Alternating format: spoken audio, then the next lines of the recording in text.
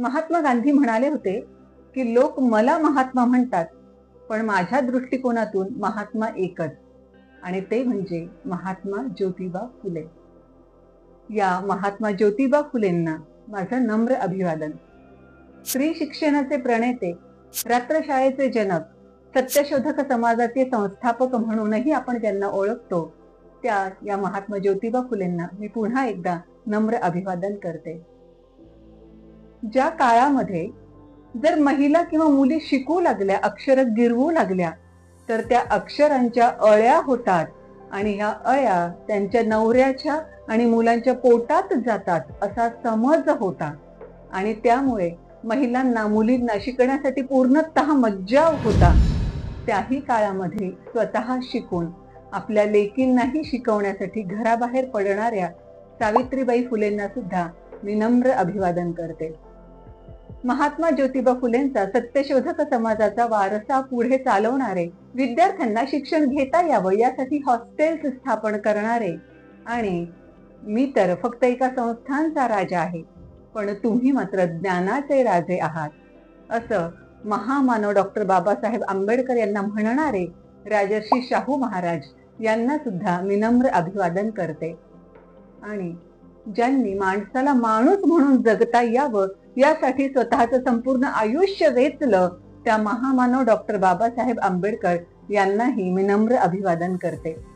यासोबतच राजाराम मोहन रॉय, र. धो. कर्वे, कर्मवीर भाऊराव पाटील आणि अशाच अनेक समाज सुधारकांना सुद्धा मी विनम्र अभिवादन करते. आणि महात्मा ज्योतिबा फुले यांच्या जयंती निमित्त आपल्या समोर माझे काही विचार ठेवू इच्छिते. या जयंतीच्या निमित्तानं आपण त्यांच्या विचारांचा मागोवा तर घेणार आहोतच, पण त्याचप्रमाणे सध्याच्या स्थितीमध्ये नेमके आपण कसे आहोत आणि आपण काय करायला हवं आहे या संदर्भातही मला जे काही वाटतं ते मी आपल्या समोर व्यक्त करणार आहे.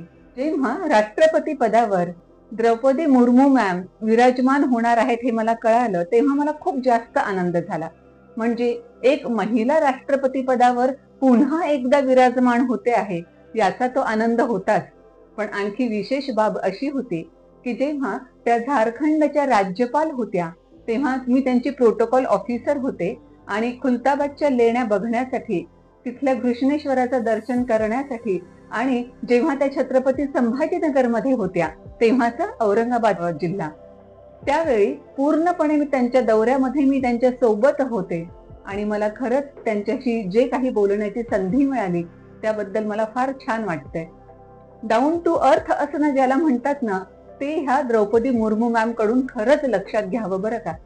म्हणजे अगदी त्यांच्या सोबतचे त्यांचे सेक्युरिटीचे लोक जे होते त्यांना सुद्धा त्या आत्मीयतेनं विचारत होत्या की तुम्ही नाश्ता केलाय का, तुम्ही जेवण केलंय का वगैरे.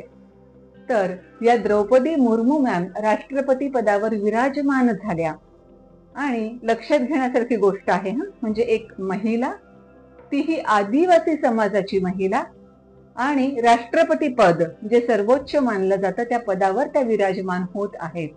ही आपल्यासाठी किती आनंदाची गोष्ट होती ना. त्यासोबतच त्यांच्याही अगोदर प्रतिभाताई पाटील मॅम सुद्धा राष्ट्रपती पदावर विराजमान झालेल्या होत्या. आणि जेव्हा जागतिक महिला दिन असतो तेव्हा बरेचदा आपण एक फोटो अवश्य पाहतो, म्हणजे आपल्या पहिला महिला पंतप्रधान इंदिरा गांधी या बसलेल्या आहेत आणि त्यांच्या समोर अगदी दिग्गज समजले जाणारे सगळे पुरुष विनम्रतेनं त्यांच्या समोर उभे आहेत. आणि हे केवढं मोठं स्त्री शक्तीचं लक्षण आहे हे आपण त्यावरून जाणतो. तर या सगळ्या महिलांना अशा रीतीनं स्वतःचं कर्तृत्व गाजवता यावं यासाठी शिक्षणाची दारं मोकळी करणाऱ्या ज्योतिबा फुलेंना आणि सावित्रीबाई फुलेंना आपण आजन्म लक्षात ठेवणारच, आपण त्यांचे ऋणी राहणार. या महिला तेवढ्या मोठ्या पदावर पोहोचू शकल्या कारण महात्मा ज्योतिबा फुले आणि सावित्रीबाई फुले यांनी त्यांच्या शिक्षणाची कवाडं मोकळी केलेली होती. आणि त्यांच्या अधिकारांचं रक्षण करण्यासाठी डॉक्टर बाबासाहेब आंबेडकर यांनी संवैधानिक तरतुदी केलेल्या होत्या. ही बाब अत्यंत महत्वाची ठरते. त्यासोबतच मला आणखी 2 महिलांची उदाहरण आपल्याला अवश्य द्यावीशी वाटतात. आपल्याला माहित असेलच की 1975 हे आंतरराष्ट्रीय महिला वर्ष म्हणून साजरं केलं गेलं आणि 1976 ते 1985 हे दशक आंतरराष्ट्रीय महिला दशक म्हणून आपण साजरं केलं. 1975 झालेल्या आंतरराष्ट्रीय महिला परिषदेमध्ये ऑक्सफर्ड मधल्या एका महिला रिसर्चरनं जे सांगितलं ते ऐकून तुम्ही देखील अतिशय आनंदी व्हाल. त्यांनी असं सांगितलं होतं, म्हणजे तिथल्या सगळ्याच महिलांच्या लक्षात आणून दिलं होतं की स्त्री मुक्तीच्या संदर्भानं पहिलं पुस्तक जे लिहिलं गेलं आहे ते भारतामध्ये आणि विशेषतः आपल्या महाराष्ट्रातल्या एका महिलेनं लिहिलं आहे. त्या पुस्तकाचं नाव स्त्री पुरुष तुलना आणि लेखिका ताराबाई शिंदे.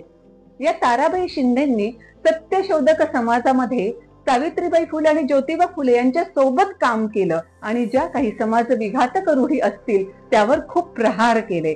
त्यांचं हे स्त्री पुरुष तुलना हे पुस्तक जागतिक स्तरावरचं पहिलं पुस्तक ठरावं याच्या इतका आनंद आपल्याला दुसरा कोणताच नाही.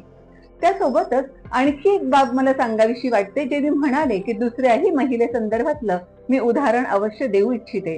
ते म्हणजे जगातली पहिली महिला संपादिका सुद्धा या सत्यशोधक समाजाच्या परिवारातलीच होती.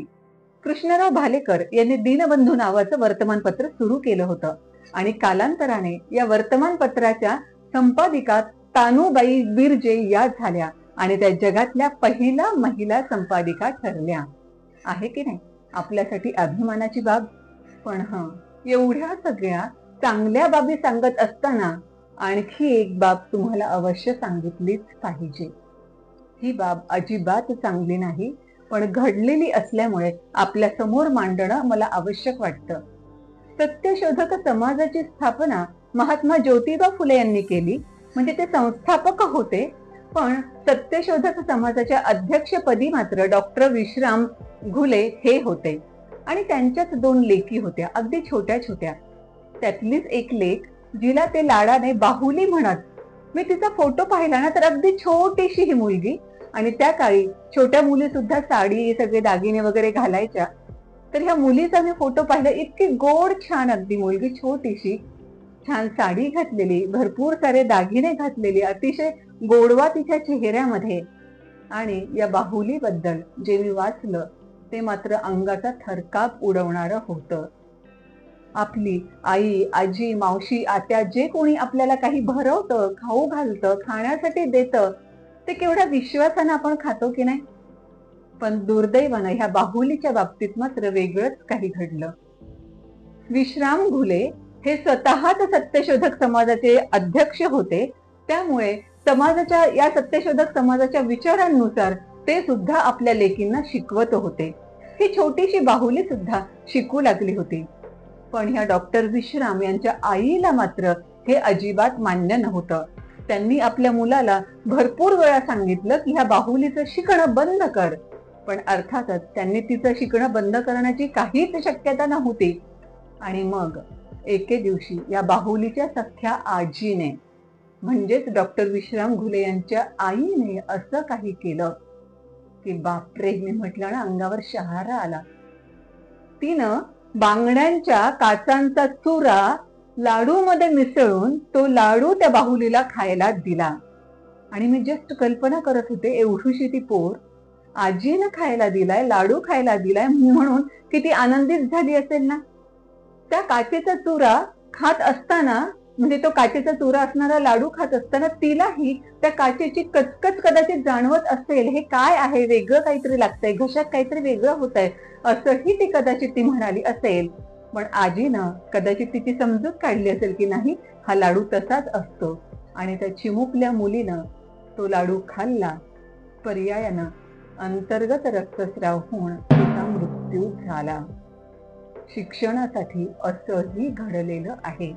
म्हणूनच तर मी म्हणते की सावित्रीबाईंनी आपल्याला शिकवणं, ज्योतिबा फुलेंनी आपल्याला शिकवणं हे त्यांनाही सोपं गेलं नव्हतं आणि शिकणाऱ्या स्त्रियांनाही सोपं गेलं नव्हतं.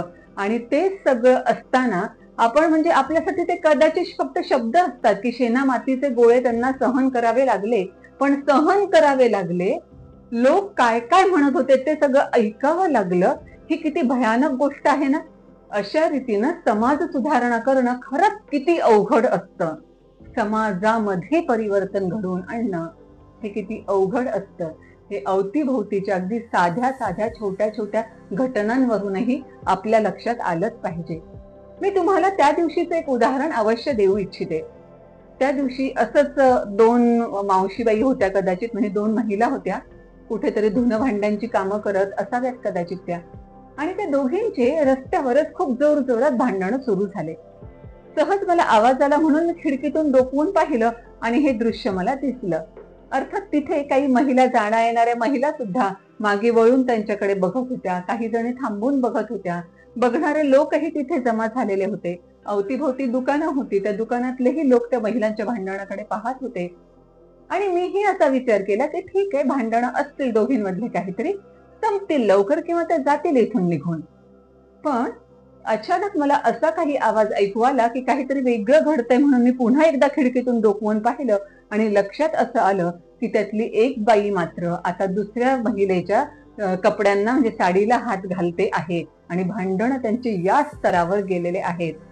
ताबडतोब मी पायऱ्या उतरून खाली आले. त्या दोघींची भांडणं सोडवली. त्यांना जे काही सांगायचं ते सांगितलं.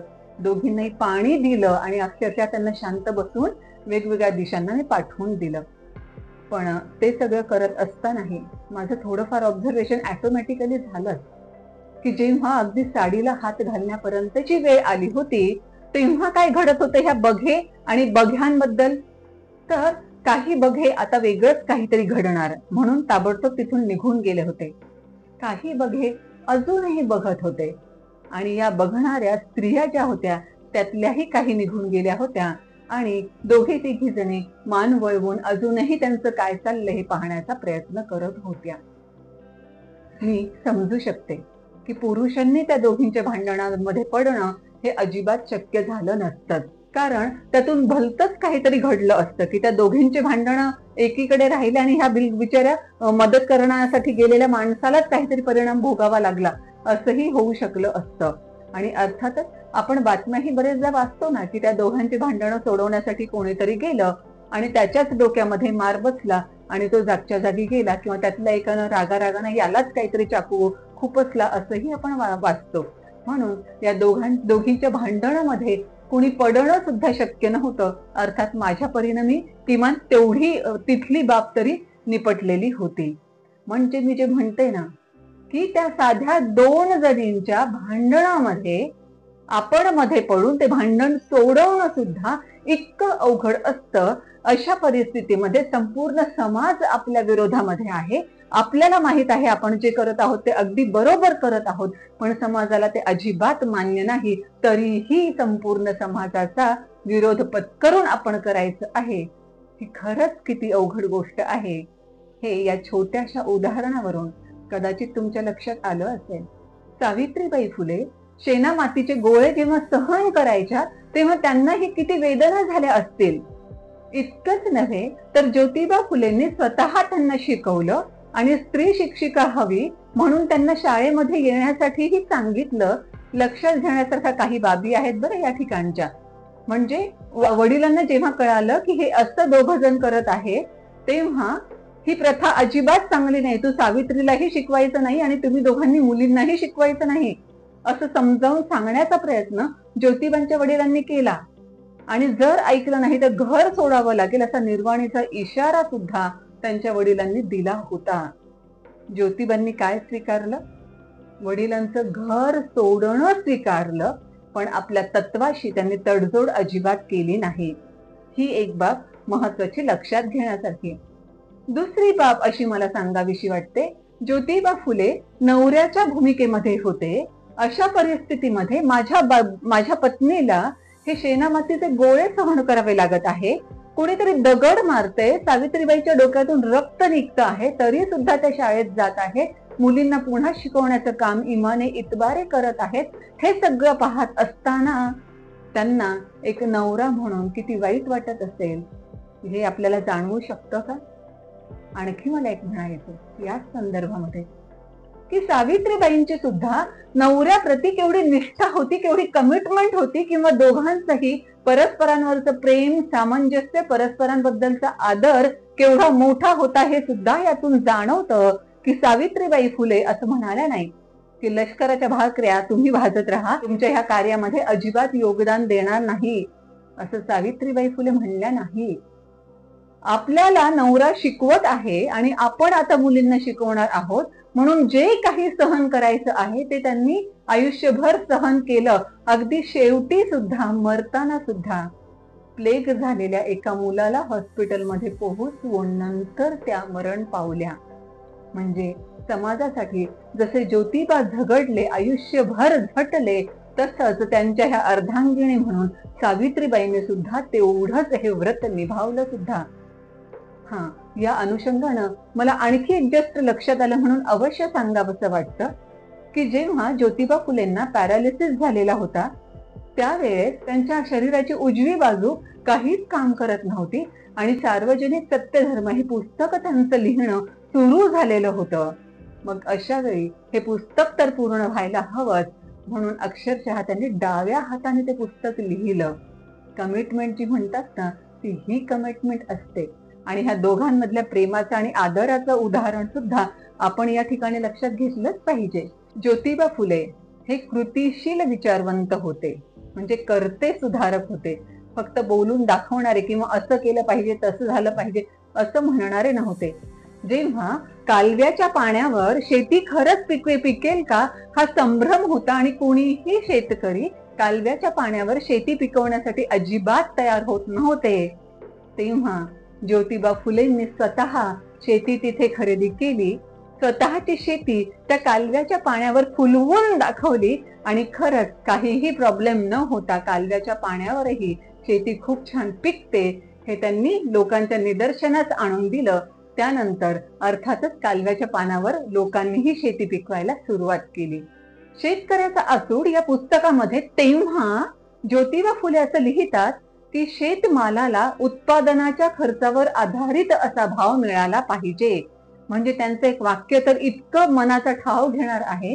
ते म्हणतात, जेव्हा बैलगाडी भरून हा शेतकरी त्याचं सगळं पिकवलेलं त्यांनी जे काही जिन्नस आहे ते घेऊन जातो आणि त्याच्या मोबदल्यात जेव्हा त्याच्या हातात काही पैसे मिळतात, तेव्हा त्या पैशामध्ये त्याच्या डोळ्यासमोर चांदण्या चमकतात. याचा अर्थ काय? म्हणजे इतके कमी पैसे त्याच्या हातामध्ये मिळतात एवढा सगळा माल विकल्यानंतर की खरंच त्याच्या समोर दुसरा कोणता पर्याय उरत नाही. आंखों के सामने तारे चमकना जे म्हणतो ना आपण, त्या अर्थाने हे. म्हणजे तेव्हा ज्योतिबा फुलेंनी हा सगळा विचार केलेला होता, म्हणून त्यांना द्रष्टे विचारवंत सुद्धा म्हटलं जातं. कितीतरी अशाच प्रकारचं त्यांचं लिखाण आपल्याला दिसतं की काळाच्या पुढे जाऊन त्यांनी खरंच केवढा मोठा विचार केलेला होता. खरं तर ज्योतिबा फुलेंना आपला देश ब्रिटिशांच्या तावडीतून मुक्त करायचा होता. त्यासाठी ते तलवारबाजी आणि दांडपट्टा चालवणं सुद्धा शिकत होते.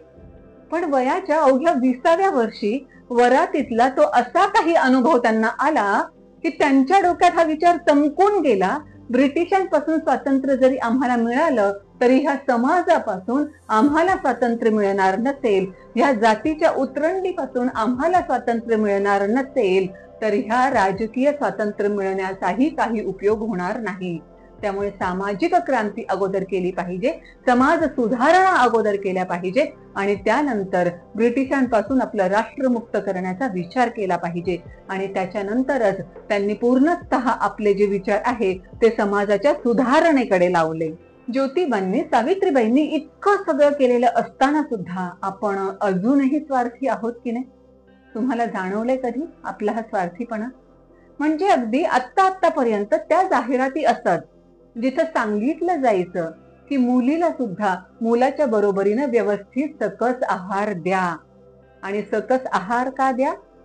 तर ती सुद्धा एक व्यक्ती आहे म्हणून नव्हे, तर ती पुढच्या पिढीची जन्मदात्री ठरणार आहे म्हणून तिच्या शरीराचं पोषण व्यवस्थित झालं पाहिजे. ती जर सुदृढ मुलगी असेल तर सुदृढ स्त्री ठरेल आणि अशी सुदृढ स्त्रीच सुदृढ असणारी माता होईल आणि तिच्या पोटी येणारं बाळ डेफिनेटली सुदृढच असणार आहे. म्हणजे बघा, मुलींना सकस आहार द्यायचा आहे हे सांगितलं जात आहे, पण तेही मी म्हणाले तसं एक व्यक्ती म्हणून, एक जिवंत अस्तित्व म्हणून तिला सकस आहार द्यायचा आहे असं नाही, तर पुन्हा पुढच्या पिढीला ती जन्म देणार आहे, म्हणून तिनं सुदृढ असणं गरजेचं आहे आणि म्हणून तिला सुदृढ आहार दिला पाहिजे. हाच स्वार्थ. इतकं कशाला? आत्ताच्याही समाजामध्ये जस्ट विचार करून बघा. जर वडिलांकडे पैसे मोजके असतील आणि मुलालाही इंजिनिअरिंगला जायचं आहे, मुलगी सुद्धा तितकीच हुशार आहे, तिलाही इंजिनिअरिंगला जायचं आहे, पण फीस मात्र ते एकाच कुणाची तरी भरू शकणार आहेत, अशा वेळी तुम्हाला काय वाटतं? ते त्या मुलीला शिकू देतील? इंजिनिअरिंग तिला इच्छा आहे म्हणून करू देतील? यस, तुमचे चेहरेच मला सांगतात की डेफिनेटली मुलीला शिकवण्याच्या ऐवजी ते मुलाला शिकण्यासाठी प्राधान्य देतील. कारण अजूनही आपल्या डोक्यामध्ये तेच तर आहे, मुलगी ही परक्याचं धन. तिला कितीही शिकवलं तरी सुद्धा त्या शिक्षणाचा जो काही उपयोग होणार आहे तो त्या परक्या घराला होणार आहे, आपल्याला त्याचा काय उपयोग? म्हणजे अजूनही मुलगा आणि मुलगी यामध्ये भेदभाव करणं आपण सोडलेलं नाही. साध्या साध्या बाबी सुद्धा त्यातही आपण सुधारणा करू शकत नाही, तर हे समाज सुधारकांचे एवढे मोठे उपकार आपल्यावरचे जाणवून घेत असताना आपण थोडंफार तरी आपलं काहीतरी योगदान देऊ शकतो का, हा विचार डेफिनेटली केला पाहिजे. म्हणून मी हे पुढची बाब मांडत आहे. आजही विधवा स्त्रियांचं जगणं व्यवस्थित आहे का? चांगल्या पद्धतीचं आहे का? नाही. आजही विधवा स्त्रियांना सवाशुन स्त्रीच्या प्रोग्राम्सना मोस्ट ऑफ द टाइम्स बोलवलं जात नाही किंवा त्या स्वतःच तिथे जाऊ इच्छित नाहीत. आल्या तरी त्यांना वेगळ्या पद्धतीची वागणूक बऱ्याच ठिकाणी दिली जात असते. या सगळ्या परिस्थितीमध्ये विधवांना सुद्धा सन्मानाची वागणूक देणं. आजही बालविवाह होत आहेत, आजही स्त्री भ्रूण हत्या होत आहेत आणि समाज म्हणून आपण कमी पडत आहोत. एवढे सगळे कायदे असताना, म्हणजे कायद्याचा भरभक्कम पाठिंबा आपल्या मागे असताना सुद्धा आपण या सगळ्या वाईट प्रथा मोडून टाकू शकलेलो नाही पूर्णतः. हे सावित्रीबाईंचे आणि ज्योतिबांचे वारसदार म्हणून आपल्यासाठी अपमानकारक आहे की नाही खरंच? की एवढी साधी बाब सुद्धा आपण करू शकत नाही. तळागाळातल्या स्त्रियांचं आयुष्यही अजून आपण समृद्ध करू शकलेलो नाही. कष्टकरी म्हणजे ज्यांना शारीरिक मेहनत करावी लागते किंवा ऊसतोड कामगार महिला, यांच्याबद्दल तुम्हालाही माहित असेलच. त्यांना प्रेग्नन्सी मध्ये एवढे 9 महिने 9 दिवस वाया जाऊ नये याच्यासाठी गर्भाशय काढून टाकावं लागतं. बऱ्याच जणी ते गर्भाशय काढून टाकतात आणि अर्थात गर्भाशय काढून टाकल्याचे काय शारीरिक मानसिक परिणाम त्यांना भोगावे लागतील हे आपण समजून घेऊ शकतो. याच्याबद्दल आपल्याला थोडंफार तरी डेफिनेटली माहित आहे. तरी सुद्धा त्यांना अजूनही गर्भाशय काढून टाकावं लागतं. अजूनही मुलगी जन्माला आली तर तिला मारून टाकलं जातं आणि अजूनही या महिलांना बरेचदा बाळाचा जन्म झाला तरी सुद्धा ताबडतोब अवघ्या काही तासांमध्ये पुन्हा आपल्या ऊसतोडीच्या कामावर रुजू व्हावं लागतं. कारण जर काम केलं तर पैसा मिळणार आणि जर पैसा मिळाला तरच त्यांना पोटासाठी काहीतरी खायला मिळणार आहे. हा व्हिडिओ अनेक महिला सुद्धा पाहत असणार आहेत आणि बाकीच्यांनाही म्हणजे पुरुषांनाही डेफिनेटली जाणीव असणार आहे की डोक्यामध्ये एक साधा पांढरा केस जर दिसला तर ह्या महिला केवढ्या डिस्टर्ब होऊन जातात की पांढरा केस कसा काय वगैरे, किंवा काळे भोर केस हे सौंदर्याचं, स्त्रियांच्या सौंदर्याचं लक्षण समजलं जातं. आणि अशा परिस्थितीमध्ये जेव्हा विधवा स्त्रियांचं केश वपन व्हायचं तेव्हा त्यांना तर किती अवघड असणार ही बाब. आयुष्यभर त्या घरा परिवारासाठी राबत राहायचं, अगदी मोलकरणीपेक्षाही वाईट आयुष्य त्यांच्या वाट्याला यायचं. आणि डोक्यावर केसच नाही म्हटल्यानंतर कसला राहिला सेल्फ एस्टीम, कसला राहिला सेल्फ रिस्पेक्ट. अशा परिस्थितीमध्ये ह्या सर्व नाभिकांना एकत्र आणणं आणि त्यांचा संप घडवून आणणं ही केवढी अवघड बाब होती हे आपण समजू शकतो का? अगदी 4-2 लोकांना एकत्र जमवायचं आणि एखादा विचार त्यांच्या मनात उतरवायचा म्हटलं तर ते 4-2 डोके सुद्धा वेगवेगळ्या दिशेने जायला लागतात. अशा परिस्थितीमध्ये या नाभिकांच्या संपूर्ण ग्रुपला एकत्र आणायचं. ह्या विधवांच्या केशवपनामुळे त्यांना काय काय समस्यांना तोंड द्यावं लागत आहे, कसं सामोरं जावं लागत आहे हे सगळं त्यांना समजावून सांगायचं आणि त्यांचा संप घडवून आणायचा. ही गोष्ट अजिबात सोपी नव्हती, पण ही अवघड गोष्ट सुद्धा महात्मा ज्योतिबा फुले यांनी करून दाखवली. बाबा पद्मनजी यांनी सुद्धा यमुना पर्यटन नावाची पहिली सामाजिक कादंबरी लिहिली. ही कादंबरी देखील ह्या विधवांच्याच प्रश्नांवर होती आणि त्या कादंबरीतून बाकीच्याही सर्वांपर्यंत पोहोचलं की खरंच ह्या विधवांचं जीवन किती हलाखीचं आहे. कारण घरातल्या बाकीच्या पुरुष मंडळींना ही विधवा महिला आतमध्ये काय करते आहे हे फारसं माहीत असण्याची काही गरज नव्हती, किंवा त्यांच्या भावनांचं विश्व काय होत आहे, त्यांना केवढा मानसिक भावनिक त्रास सहन करावा लागत आहे हे त्यांच्या लेखी काहीच माहीत नसण्यासारखी बाब होती. पण ही सुद्धा बाब बाबा पद्मनजी सारख्या एका कादंबरीकारानं समाजाच्या निदर्शनास आणून दिली. या विधवा स्त्रिया घरामध्येच असत आणि कुणाच्या तरी वासनेला शेवटी त्या बळी पडत. अशा वेळी त्यांच्यासमोर एकच पर्याय असायचा, तो म्हणजे स्वतःचं आयुष्य संपवून टाकण्याचा, किंवा जर ते मूल जन्माला आलं तर त्याचं आयुष्य संपवून टाकण्याचा, जेणेकरून हिला तरी जरा तरी थोडंसं व्यवस्थित जगता येईल. हीच सगळी बाब ओळखून ज्योतिबांनी आणि सावित्रीबाई फुलेंनी बालहत्या प्रतिबंधक गृहांची सुद्धा स्थापना केली आणि विधवा पुनर्विवाहाची सुद्धा त्यांनी सुरुवात केली. अक्षरशः म्हणजे तिथे असं लिहिलं होतं, जसं आपण आता नोटीस बोर्डवर लिहितो त्या पद्धतीनं त्यांनी तिथे लिहिलेलं होतं की काही जर महिला अशा पद्धतीच्या असतील की त्या विधवा आहेत पण आता पोटामध्ये बाळ आहे त्यांच्या, तर त्यांनी अगदी अवश्य इथे बिनधास्तपणे काहीही काळजी न करता आमच्याकडे यावं. व्यवस्थितरित्या त्या प्रसूत होतील आणि ते बाळ त्यांना हवं असेल तर त्या स्वतः घेऊन जातील किंवा त्या बाळाचा सांभाळ आम्ही स्वतः करू, अशा अर्थाच्या पाट्या लावलेल्या असायच्या. आणि अशा महिलांना, अशा मुलांना ज्योतिबांनी खूप चांगल्या पद्धतीनं वागवलं, चांगल्या पद्धतीनं वाढवलं सुद्धा. यामुळे सुद्धा त्या काळचा समाज केवढा जबरदस्त हादरला असेल याचा अंदाज आपण अवश्य करू शकतो. सर्व प्रकारची विषमता नष्ट करण्याचे प्रयत्न महात्मा ज्योतिबा फुले यांनी केले, पण खरंच सर्व प्रकारची विषमता अजून तरी नष्ट झालीये का? म्हणजे जातीभेदही अजून नष्ट झालेले नाहीतच, हे आपल्याला मान्य करावंच लागेल. महिलांच्या एका कार्यक्रमाला मी अशीच गेले होते आणि कार्यक्रम संपल्यानंतर मग बऱ्याच महिला गोळा होतात, मग ते फोटो किंवा ऑटोग्राफ वगैरे ते सगळं सुरू होतं, किंवा काही महिलांना प्रश्न विचारायचे असतात त्या प्रश्न विचारतात. तर बोलता बोलता तिथे एक महिला मला असं म्हणाली की त्या महिला आहेत ना त्या आमच्याच अपार्टमेंट मधल्या आहेत, पण त्या आम्हाला त्यांच्या कार्यक्रमांमध्ये घेत नाहीत. मी म्हटलं का, एकच अपार्टमेंट आहे तर का घेत नाहीत? तर त्यांनी सांगितलं नाही, म्हणजे कसं ना, आम्ही 1 BHK वाले आहोत ना आणि त्या मात्र 2 BHK वाले आहेत, म्हणून ते आम्हाला त्यांच्या कार्यक्रमात घेत नाहीत. म्हणजे विषमतेसाठी आता हे पण कारण आहे. आम्ही 1 BHKच्या घरामध्ये राहतो आणि त्या 2 BHKच्या घरामध्ये राहतात. किती वाईट गोष्ट आहे ना. इतकं कशाला, म्हणजे मी काही आया सुद्धा अशा पद्धतीनं बघितल्या की माझा मुलगा ना इंग्लिश स्कूलमध्ये शिकतो, तिचा काय मराठी स्कूलमध्ये शिकतो, किंवा इंग्लिश स्कूलमध्ये सुद्धा माझा आणि तिचा मुलगा इंग्लिश स्कूलमध्ये शिकतो, पण माझ्या मुलाची शाळा ही आहे जी त्या शहरातल्या शाळांच्या लिस्ट मधल्या टॉपची शाळा असते आणि तिचा मुलगा मात्र त्या लिस्ट मध्ये खालची कुठेतरी नंबर वरची जी शाळा असते तिथे तो शिकत असतो. आणि मुलं ह्या अशा वेगवेगळ्या शाळांमध्ये शिकतायत, म्हणून या दोघी आया ज्या आहेत त्या सुद्धा आपल्यामध्ये विषमतेची दरी निर्माण करून घेतात. ही काय कारणच आहे विषमतेची.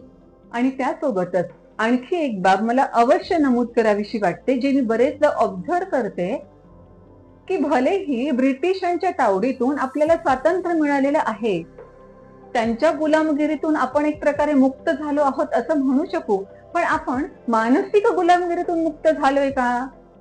बहुधा नाही. म्हणजे अजूनही आपल्या वरिष्ठांसाठी चपला घेऊन धावणारे, आपल्या साहेबांसाठी लगेच स्वतःच्या खिशातला रुमाल काढून त्यांच्या हातात देणारे, किंवा त्यांच्यासाठी गाडीचा दरवाजा उघडणारे, त्यांच्यासाठी गाडीचा दरवाजा बंद करणारे, हे असं सगळं पाहिलं ना की पुन्हा एकदा वाटायला लागतं की आता पुन्हा एकदा वेगळ्या प्रकारची उतरंड तयार होत आहे आणि या उतरंडीच्या निमित्तानं सुद्धा पुन्हा समाजामध्ये विषमता तयार होत आहे. आपण बराक ओबामाचं कौतुक करतो, टोनी ब्लेअरचं कौतुक करतो, त्या काही देशांचंही कौतुक करतो. कशासाठी? जेव्हा आपण वाचतो बराक ओबामा प्रेसिडेंट असताना जेव्हा त्यांची आई त्यांच्याकडे येणार होती तेव्हा ते स्वतः आईच्या आवडत्या भाज्या खरेदी करण्यासाठी मंडईमध्ये गेले होते. तेव्हा आपल्याला वा, म्हणजे अमेरिकेचा प्रेसिडेंट भाज्या खरेदी करण्यासाठी जातो याचं फार कौतुक वाटतं. जेव्हा आपण वाचतो की टोनी ब्लेअर यांचं पंतप्रधान पदाचा कालावधी जेव्हा संपुष्टात आला तेव्हा स्वतःच्या सामानाची पॅकिंग त्यांनी स्वतः केली आणि ते सामान सुद्धा त्या व्हेइकल मध्ये चढवण्यासाठी त्यांनी मदत केलेली होती, तेव्हाही आपल्याला वाटतं की आहे वा, पंतप्रधान पदावरचा माणूस सुद्धा हे सगळं करतो. जेव्हा आपण वाचतो की कोविड काळामध्ये त्या नियमांचं उल्लंघन केलं म्हणून त्या मोठमोठ्या नेत्यांना सुद्धा आर्थिक दंडाला सामोरं जावं लागतं, तेव्हा सुद्धा आपल्याला वाटतं वा, कायद्याचं राज्य असावं ते असं, कायदा सगळ्यांसाठी समान असलाच पाहिजे, तो अगदी सामान्य नागरिकासाठी सुद्धा आणि त्या सर्वोच्च पदावरच्या व्यक्तीसाठी सुद्धा. आणि तेव्हा आपण सुखावून जातो की वा वा, किती छान पद्धत आहे ही. पण खरंच आपण स्वतः या एक नागरिक म्हणून या मनोवृत्तीचे आहोत का? जस्ट कल्पना करा, जो नेता, जो अधिकारी तुम्हाला खूप जास्त आवडतो तो डोळ्यासमोर आणा आणि हा नेता किंवा हा अधिकारी स्वतः भाजीपाला आणण्यासाठी रस्त्यावरून जात आहे, स्वतः आपलं सामान कॅरी करत आहे. सामान सोडून घ्या, हा अधिकारी किंवा आपला नेता त्याला ज्या फाईल्स वर काम करायचं आहे त्या फाईल स्वतः कॅरी करत आहे, असं जरी बघितलं तरी सुद्धा आपल्याला काय वाटेल? लगेच आपल्याला कदाचित हे वाटतं, अरे रे, हा असा कसा नेता आणि हा असा कसा अधिकारी की ह्याला बिचाराला सगळं स्वतःच कॅरी करावं लागतं. दुटप्पीपणा स्वतःच्या स्वभावाचा इथे आपण ओळखला पाहिजे. त्यांनी केलं तर ते फार चांगलं, पण आपल्या समोर आपल्याच अधिकाऱ्यांनी कुठेतरी तेव्हा इच्छा असते की आपल्या लोकांनी सुद्धा असं वागलं पाहिजे, तेवढं डाऊन टू अर्थ असलं पाहिजे. आणि जेव्हा हे डाऊन टू अर्थ असणारे अधिकारी नेते आपल्याला दिसतात तेव्हा आपल्याच लेखी त्यांची किंमत आपल्याला कमी वाटायला लागते. असं जर असेल तर खरंच ही उतरंड कधी संपू शकेल? उतरंडीचं कारण बदलेल कदाचित, स्वरूप बदलेल कदाचित, पण तरी सुद्धा ती उतरंड कायम राहील यात अजिबात शंका बाळगता येणार नाही. महात्मा ज्योतिबा फुले यांच्या कार्यकर्तृत्वातून एक अवश्य बाब आपण समजून घेतली पाहिजे. शिक्षणासाठी त्यांनी जे केलेलं आहे त्यानुसार आपण आपल्या पुढच्या पिढ्यांना, आपल्या सोबतच्या लोकांना मोठं स्वप्न पाहण्यासाठी शिकवतो तरी का? हा एक अतिशय महत्वाचा मुद्दा मला वाटतो. हा मुद्दा मला का महत्वाचा वाटतो त्याचंही कारण सांगते. एकदा चतुर्थ श्रेणी कर्मचाऱ्यांना मी ट्रेनिंग देत होते आणि या ट्रेनिंगच्या दरम्यान जस्ट असं आपली स्वप्न वगैरे असा विषय काढलेला होता मी. आणि मग जस्ट विचारलं की कुणाला वाटतं की आपण जे स्वप्न पाहिलं होतं ते स्वप्न पूर्ण झालं. आणि जवळपास 40-42 सगळे पार्टिसिपंट असणारे ह्या ट्रेनिंग सेशन मध्ये फक्त दोघांचे हात वर आले. त्यांचं कोणतं स्वप्न पूर्ण झालं हे जाणून घेण्यासाठी मी त्यांना विचारलं तेव्हा त्या दोघांनीही उत्तर हे दिलं की ते ऐकून मी अचंबित झाले.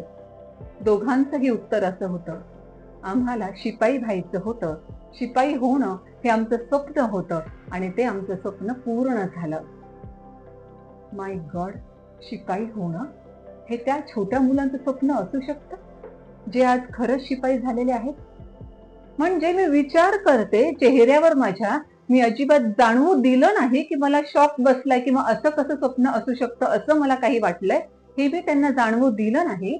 पण मी त्यांना का असं विचारलं की नेमकं हे तुम्हाला शिपाई का व्हायचं होतं, तेव्हा एकानं काहीतरी वेगळं उत्तर दिलं जे फारसं व्यवस्थित त्याला सांगताही आलं नाही. पण दुसऱ्यानं जे उत्तर दिलं ते मात्र मी अवश्य तुम्हाला सांगू इच्छिते. त्या दुसऱ्यानं दिलेलं उत्तर असं होतं, माझे वडील पण शिपाई होते आणि त्यामुळे ते जेव्हा गप्पा मारत ना आमच्याशी तेव्हा ते सतत त्यांच्या साहेबांचा रुबाब सांगत आणि त्या एवढ्या मोठ्या साहेबांचे शिपाई होते माझे वडील, त्यामुळे त्यांचाही रुबाब खूप मोठा होता.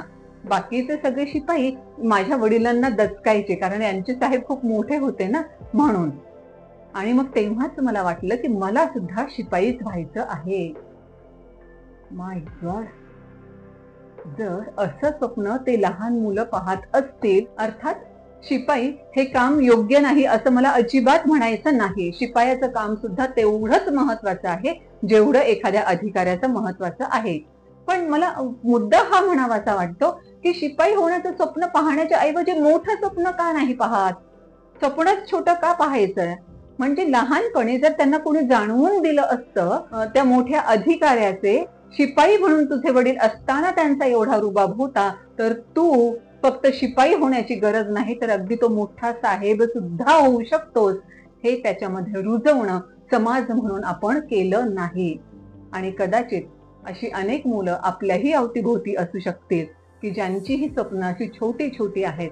मग तिथेही मला वाटतं की एवढा मोठा वारसा आपण सांगत असताना आपल्या त्या समाजातल्या मुलांना मोठं स्वप्न पाहायला शिकवणं हे सुद्धा आपण करू शकलो नाही. ते आपलं अपयशच नाही का? आणि जसं स्वप्न मोठं पाहण्याचं आपण शिकवू शकलो नाही ना, तशीच महात्मा फुलेंना अपेक्षित असणारी जाती व्यवस्था संपवणं सुद्धा, त्यांचं जाती व्यवस्था संपवण्याचंही स्वप्न आपण अजून पूर्ण करू शकलो नाही. महात्मा ज्योतिबा फुले, राजर्षी शाहू महाराज, महामानव डॉक्टर बाबासाहेब आंबेडकर यांनी सगळ्यांनी एकच स्वप्न पाहिलं होतं की पूर्णतः जाती विरहित, कोणत्याही प्रकारची विषमता नसणारा हा समाज निर्माण होईल. पण खरंच जाती भेद न मानणारा समाज निर्माण करू शकण्यामध्ये तरी आपण यशस्वी झालो आहोत का? जातीभेद पूर्णतः संपुष्टात आलेत का? वरवर कदाचित आपण दाखवत नसू, पण मनात कुठेतरी आपलीही आणि इतरांचीही जात डोकावतेच का? हे सगळे प्रश्न आपण स्वतःला अंतर्मुख होऊन विचारणं गरजेचं आहे. आणि खरं तर या मोठमोठ्या लोकांनी कधीच जातीभेद मानले नाहीत. भेद म्हणजे कोणत्याच प्रकारचे भेदाभेद त्यांनी मानलेले नाहीत. जस्ट बघा तर तुम्ही, छत्रपती शिवाजी महाराजांचे गुरु कोण होते? संत तुकाराम. छत्रपती शिवाजी महाराजांना गुरु कोणी मानलं? तर महात्मा ज्योतिबा फुले यांनी. छत्रपती शिवाजी महाराजांपासून प्रेरणा घेऊन जेव्हा त्यांच्या समाधीच्या शोधामध्ये जेम्स डग्लस हा विचारवंत आला, तेव्हा त्यानं समाधी शोधण्याचा खूप प्रयत्न केला, पण त्याला समाधी सापडलीच नाही. दुसऱ्या दिवशीच्या टाइम्स ऑफ इंडियामध्ये ही बातमी आली, जी वाचल्यानंतर महात्मा ज्योतिबा फुले खूप व्यथित झाले. त्यांनी नंतरचे काही दिवस रायगडावर सतत भटकंती केली. शिवाजी महाराजांची समाधी त्यांनी शोधून काढली आणि पहिली शिवजयंती सुद्धा महात्मा ज्योतिबा फुले यांनी साजरी केली. इतकंच नाही तर शिवाजी महाराजांवरचा 1100 ओळींचा पोवाडा सुद्धा महात्मा ज्योतिबा फुले यांनी लिहिला. तो शिवरायांवरचा पहिला पोवाडा ठरतो. म्हणजे शिवछत्रपतींना गुरु मानणारे हे महात्मा ज्योतिबा फुले. महात्मा ज्योतिबा फुलेंचा सत्यशोधक समाजाचा वारसा चालवणारे राजर्षी शाहू महाराज. गंगाराम कांबळे नावाच्या व्यक्तीला ते हॉटेल उघडून देतात आणि तिथेच चहा सुद्धा पितात. याच राजर्षी शाहू महाराजांनी डॉक्टर बाबासाहेब आंबेडकरांना शिकण्यासाठी प्रेरणा दिली आणि त्यांना आवश्यक ती आर्थिक मदत सुद्धा केली. शिवछत्रपती महाराजांचा पहिला पुतळा जो उभारला तो महात्मा ज्योतिबा फुले यांनी. महात्मा ज्योतिबा फुलेंचा पहिला मोठा पुतळा जो उभारण्यात आला तो डॉक्टर बाबासाहेब आंबेडकर यांनी उभारला. डॉक्टर बाबासाहेब आंबेडकर यांचा 35 फुटी पुतळा कोलंबियाच्या विद्यापीठामध्ये तिथल्या आवारामध्ये अगदी पाहताच क्षणी दिसावा अशा पद्धतीने तिथे स्थापित करण्यात आला आहे. 35 फुटी पुतळा आणि त्यावर खाली लिहिलेलं आहे सिम्बॉल. याच डॉक्टर बाबासाहेब आंबेडकरांचा 35 फुटी पुतळा कोलंबिया विद्यापीठामध्ये स्थापन करण्यात आलेला आहे आणि त्या पुतळ्यावर खाली लिहिण्यात आलं आहे सिम्बॉल ऑफ नॉलेज. हेच राजर्षी शाहू महाराज डॉक्टर बाबासाहेबांना म्हणतात की मी तर फक्त एका संस्थांचा राजा, तुम्ही तर ज्ञानाचे राजे. मला जे सांगायचंय ते तुमच्या लक्षात आलं असेल की या सगळ्या ग्रेट लोकांनी कोणतेही जातीभेद मानले नाहीत. त्यांनी विचारधारा मानली आणि त्या विचारधारेप्रमाणे त्यांनी काम केलं. पण आपण मात्र अजूनही आडनावावरून जात शोधण्याचा प्रयत्न करत आहोत. तुम्हाला त्या पुतळ्यांबाबतचं माहित असेल ना? एकदा अशीच रात्र झालेली होती, सगळीकडे सामसूम झाली होती आणि सगळे पुतळे एकत्र आले. शिवछत्रपती महाराज म्हणाले की मी तर हिंदवी स्वराज्याची स्थापना केली, माझ्या राज्यातल्या प्रत्येकाला व्यवस्थितरित्या जगता यावं यासाठी मी प्रयत्न केले, पण मी एकाच समाजापुरता सीमित झालो. महात्मा ज्योतिबा फुले म्हणाले मी शिक्षणाची कवाड सगळ्यांसाठी उघडली, रात्रशाळा सुद्धा काढल्या जेणेकरून प्रत्येक जण शिकू शकावं आणि सामाजिक सुधारणा अशा तऱ्हेने करण्याचा प्रयत्न केला की प्रत्येकाला त्याचा उपयोग व्हावा, पण समाजानं मला एका विशिष्ट वर्गापुरतं सीमित करून ठेवलं. डॉक्टर बाबासाहेब आंबेडकर म्हणाले, मी तर संवैधानिक तरतुदी अशा केल्या की फक्त माझ्याच समाजाला माणूस म्हणून जगता यावं असं नव्हे, तर प्रत्येकाला माणूस म्हणून जगण्याचे सगळे अधिकार मिळावेत, यासाठी मी सगळा प्रयत्न केला, सगळा खटाटोप केला. आणि तरी सुद्धा मीही एका समाजापुरताच सीमित झालो आहे. अशा सगळ्या गप्पा चालू असताना महात्मा गांधी म्हणाले, तुम्हाला तरी कोणत्या ना कोणत्या समाजाचा आधार लाभलेला आहे, मला मात्र फक्त सरकारी कार्यालयातल्या त्या खिळ्यांचाच आधार लाभलेला आहे. वाईट गोष्ट आहे ना.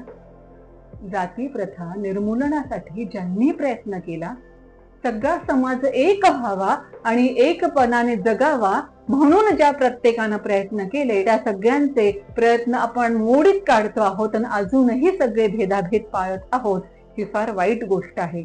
त्यामुळे विषमता कुठल्याही प्रकारची असेना, पण ती न बाळगता समता प्रस्थापित करण्याचे ह्या सर्व थोरांचे, विशेषतः महात्मा ज्योतिबा फुलेंचे प्रयत्न आपण समजावून घ्यावेत आणि त्या पद्धतीनं वागावं, अशी अपेक्षा मी व्यक्त करते. जाता जाता त्या माणसा संदर्भानं एक बाब सांगेन. या मनुष्याला असं वाटलं की जगामध्ये भरपूर काही गोष्टी अशा आहेत ज्या बदलल्या पाहिजेत. हे कोण बदलेल? तर हे मी बदलेल. त्यानं स्वतः ते कार्य हाती घेतलं आणि जगाच्या बदलाची सुरुवात केली. पण अगदी काही काळातच त्याला लक्षात आलं की जग हे इतकं मोठं टार्गेट आहे की ते कम्प्लीट करणं आपल्याला शक्य नाही, म्हणून टार्गेट थोडंसं छोटं करावं. म्हणून त्यानं देशाला बदलण्याची सुरुवात केली. लक्षात असं आलं, देश बदलणं सुद्धा फार मोठं टार्गेट ठरते, ते अजून छोटं करावं. छोटं करता करता राज्य, जिल्हा, गाव असं करता करता शेवटी तो मोहल्ल्यापर्यंत आला की इनमिन एक 10-12 गल्ल्या आपल्या मोहल्ल्यामध्ये, त्या तरी आपण दुरुस्त करूया, त्या तरी आपण बदलूया. पण ह्या मोहल्ल्यातल्या लोकांनीही त्याला दाद दिली नाही. शेवटी त्यानं ठरवलं की किमान आपली गल्ली तरी आपण बदलूया. गल्लीत इनमिन 10-12 घरं, या 10-12 घरातल्या लोकांना बदलणं काही अवघड नाही. म्हणून त्यानं गल्ली बदलायची ठरवली. या गल्लीतल्याही एकानंही त्यांना साथ दिली नाही. शेवटी त्यानं ठरवलं की आपण आणि आपल्या घरातले इनमिन 4 जण यांना बदलणं काहीच अवघड नाही, आपण त्यांना तरी बदलूया. म्हणून त्यानं आपल्या घरातल्या कुटुंबियांना बदलण्याची सुरुवात केली आणि कुटुंबियांनी लगेच सांगितलं, तुमचं जे काही जग बदलायचं असेल ना, ते उंबऱ्याच्या बाहेर, उंबऱ्याच्या आतमध्ये आम्हाला बदलण्याचा प्रयत्न अजिबात करू नका. झालं. आता काय करावं? तेव्हा याच्या लक्षात आलं की आपण आता असं करूया की स्वतःच बदलूया. जगामध्ये ज्या प्रकारचे बदल त्याला अपेक्षित होते, ते सगळे बदल त्यानं स्वतःच करायला सुरुवात केली. असे त्याच्यामध्ये बदल झाल्यामुळे त्याच्या कुटुंबातले सगळे सदस्य खूप खुश झाले. त्यांना वेगळं काहीतरी पाहायला मिळू लागलं आणि वाव, हे बदल आपण स्वतः पण अंगीकारावेत असं त्यांना वाटू लागलं. त्यानं स्वतःला बदललं. त्याच्याकडे पाहून कुटुंबानं बदलायला सुरुवात केली. कुटुंबाकडे बघून गल्लीनं बदलायला सुरुवात केली आणि अशा प्रकारे जगाच्या बदलाची सुरुवात झाली. जगाच्या बदलाची सुरुवात स्वतःपासून होत असते. आपल्या सुदैवानं आपण स्वतंत्र भारतामध्ये जन्माला आलो आहोत. आपल्या सुदैवानं भरपूर समाज सुधारणा त्या सगळ्या थोर समाज सुधारकांनी अगोदरच केलेल्या आहेत. त्यांनी स्वतः समाजाचा रोष पत्करला, सगळा त्रास सहन केला आणि आपल्याला इतक्या चांगल्या एका समाजामध्ये आणून ठेवलं आहे. पण या समाजामध्येही काही ज्या त्रुटी दिसत आहेत, त्या त्रुटी दूर करणं तरी आपल्या हातात आहे ना. आपण तेवढं तरी नक्कीच करूया ना. या सगळ्या थोरांच्या जयंतीच्या निमित्तानं त्यांच्या विचारांचा मागोवा घेणं जेवढं महत्वाचं आहे ना, तेवढंच महत्वाचं आहे त्यांच्या विचारांचा वारसा पुढे चालवणं. या महात्मा ज्योतिबा फुले यांच्या जयंतीच्या निमित्तानं त्यांचा वैचारिक वारसा आपणही चालवू अशी अपेक्षा व्यक्त करते आणि इथेच थांबते. Thank you so much.